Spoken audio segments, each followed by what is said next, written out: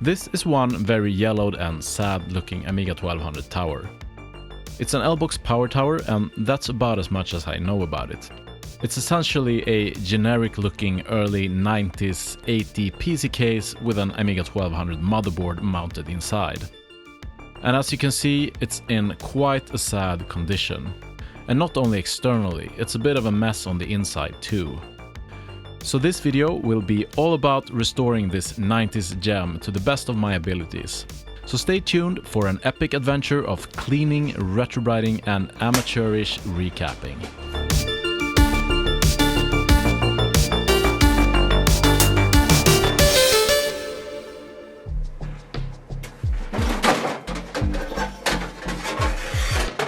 Apparently the previous owner of this machine wasn't too keen on cable management.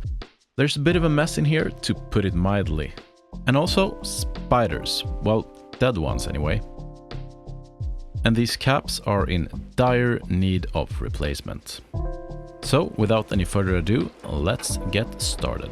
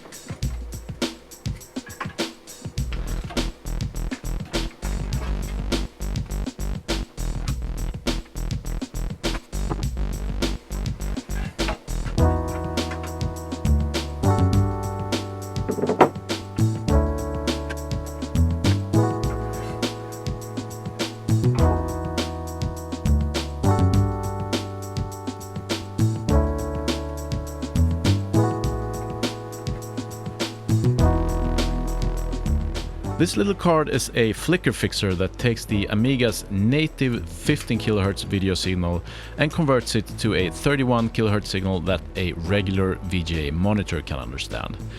The image quality of these cards aren't the greatest though, and the way it's installed here isn't exactly elegant, with a cable going from the Amiga's video port back inside the case to connect to this thing. So I'm just gonna take this out and leave it out. There's better solutions available that I'll put in here eventually, and in the meantime I have a similar card in an external enclosure that I can use instead.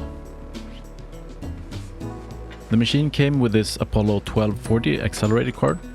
It has a 40 MHz 6840 processor and gives a nice boost to the performance of this Amiga.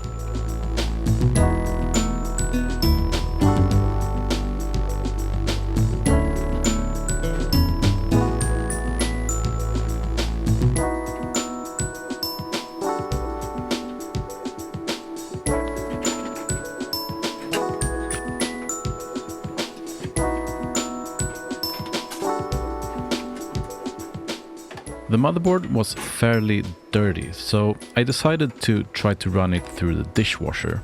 I've seen this method recommended a few times, but I've never tried it myself before. I began by pouring some vinegar over the leaky caps and letting it soak for a few minutes.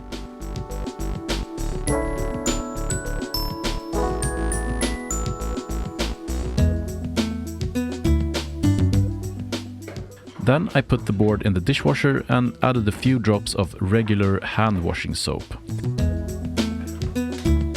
I ran the machine on its lowest setting, which was 40 degrees Celsius in this case.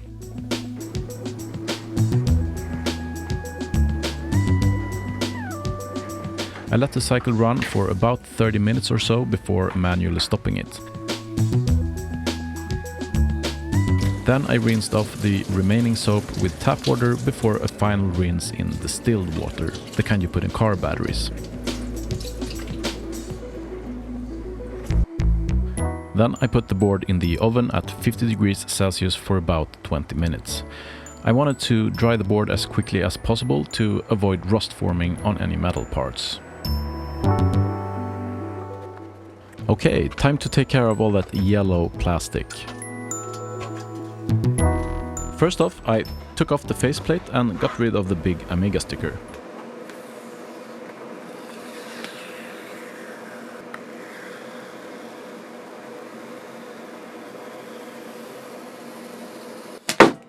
Then I cleaned the piece thoroughly with hand washing soap so that there's no dirt left that could block the UV light while retrobriting.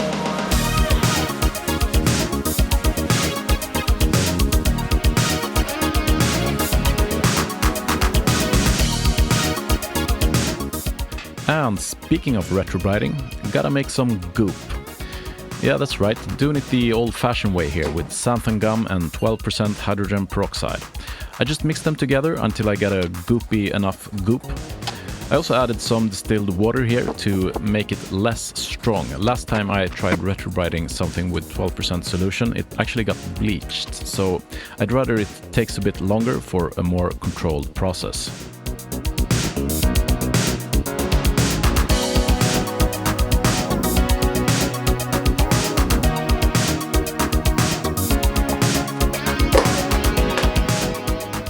Then I just spread the goop as evenly as possible on the panel and covered it with plastic wrap.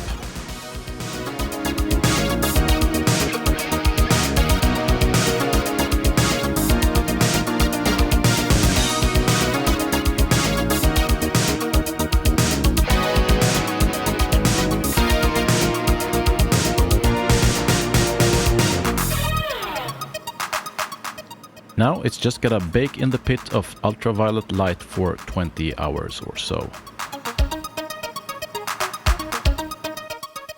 Alright, so while the front panel was baking, I got to work on the keyboard.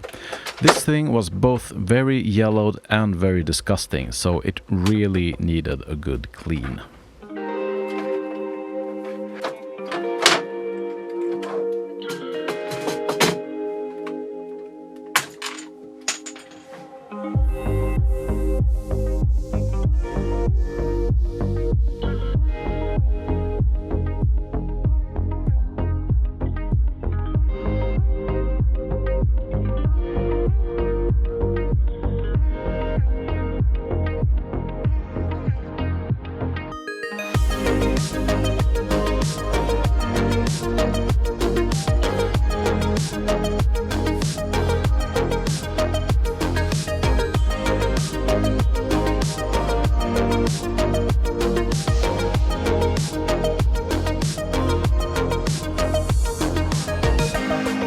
After carefully cleaning each of the keycaps with soapy water and a sponge, I put them in a Ziploc bag and filled it with hydrogen peroxide solution.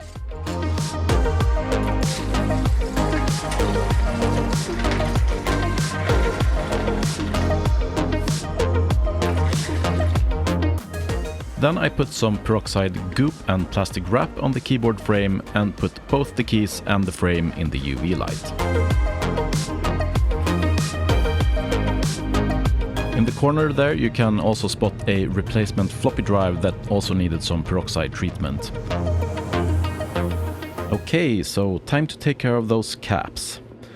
This is only the second time I've ever done this with a hot air rework station, so don't judge too harshly. It worked out well in the end, but as you'll see, I did manage to cause some heat damage to the plastic on the parallel port. Should have obviously used more Kapton tape there. But hey, you live and you learn.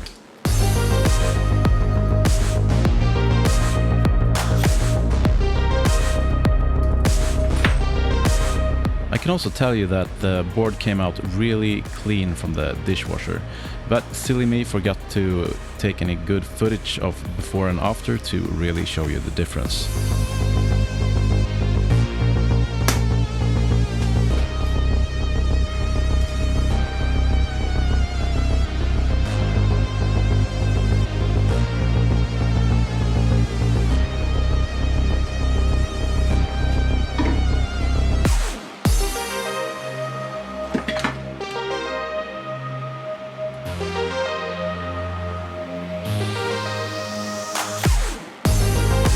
Of course, I tried to clean up the electrolyte damage as best as I could.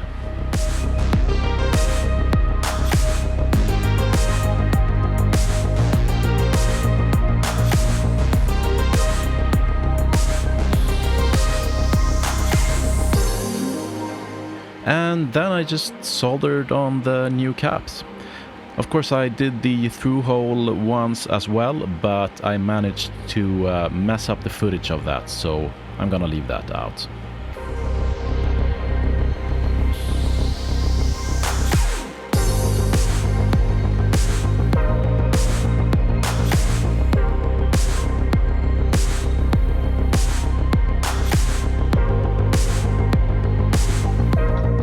Once I was done with the soldering, I rinsed the board off with IPA, and here's how the new caps turned out.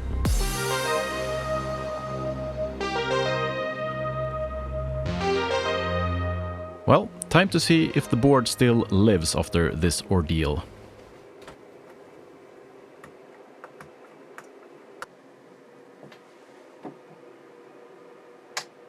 It's normal for this to take a few moments while the kickstart tries to find a hard drive or a floppy to boot from. If you're wondering what that weird black thing that looks like a Sega Mega Drive cartridge box is, well, that's just what it is. A Mega Drive cartridge box with one of those flicker fixer boards inside of it. I bought that board ages ago, and I guess I just made an enclosure for it out of whatever junk I happened to have laying around at the time.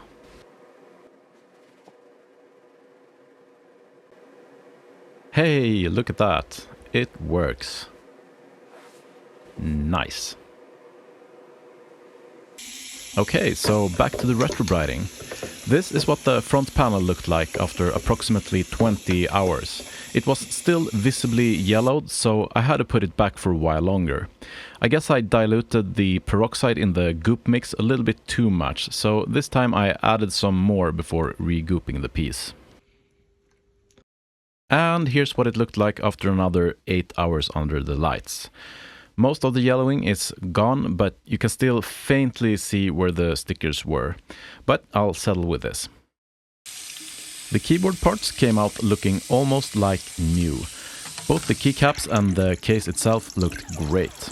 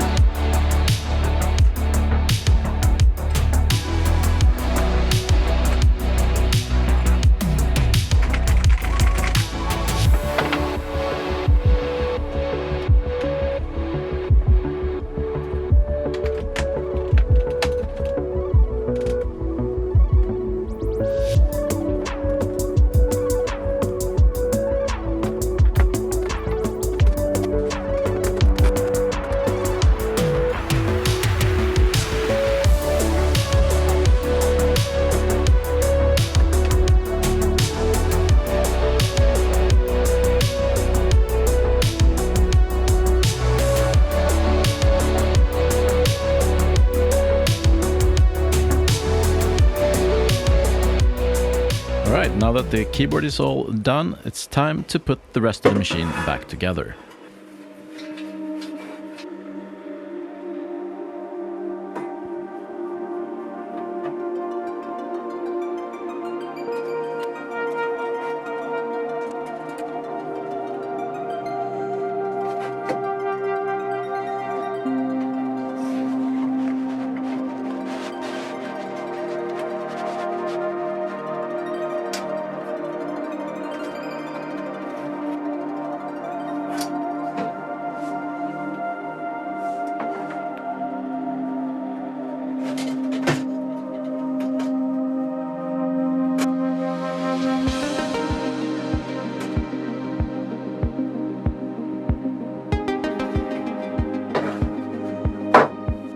I'm adding some new LEDs to the original LED openings here in the front panel, rather than continuing to use that weird triangle of LEDs under the power button.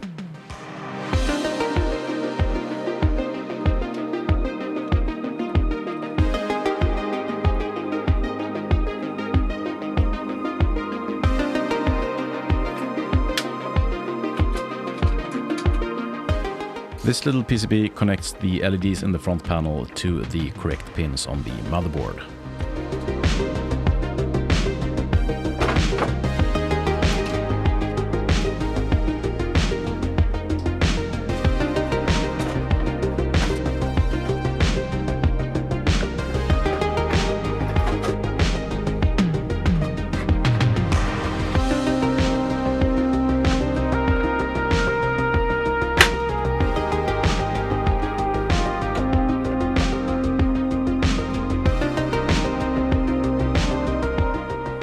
And of course I can't use that black optical drive that was in here before, so I'll replace it with this beige light-on drive.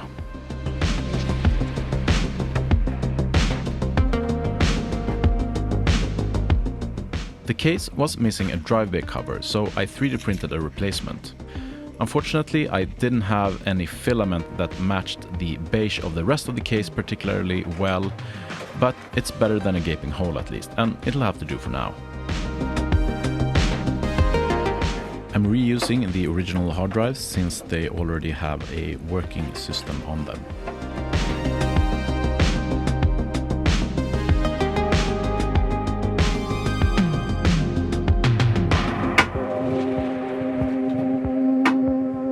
This is the networking card that came with the machine. It's just your typical PCMCIA laptop adapter with an RJ45 dongle attached to it. I didn't really have a great way of installing this, so I just attached the dongle to a metal bracket with some double-sided tape, just like the previous owner of this machine had done before me. I also installed a bracket-mounted CF card reader so that I'd have an easy-to-access hard drive option.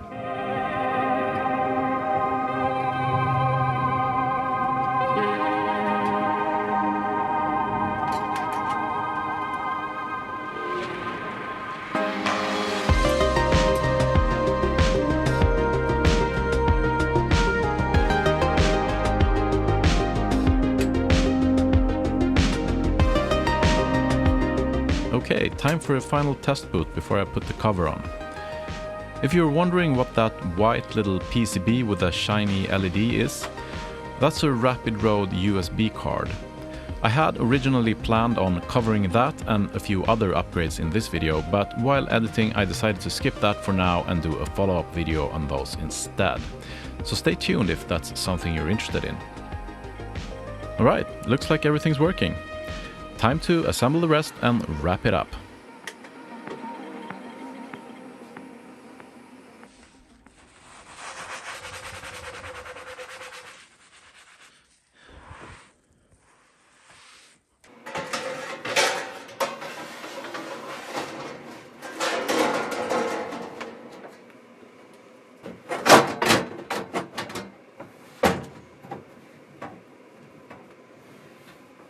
I put on some new stickers with the hope that they'll distract from various imperfections and to make sure that it's perfectly clear that this is, in fact, an Amiga.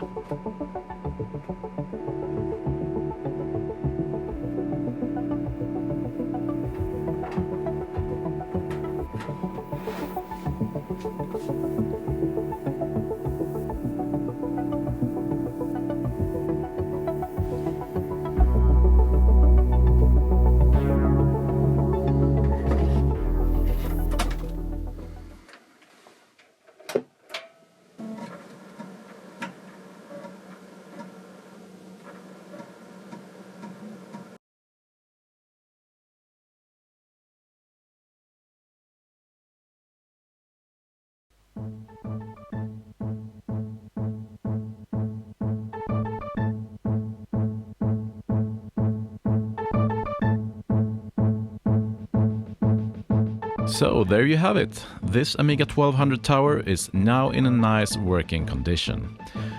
I grew up with an Amiga 600 and I'm quite fond of this platform, so expect to see more Amiga stuff on this channel in the future, starting with an upgrade video about this very machine right here. But that's all for this video. Thank you very much for watching, take care and see you next time.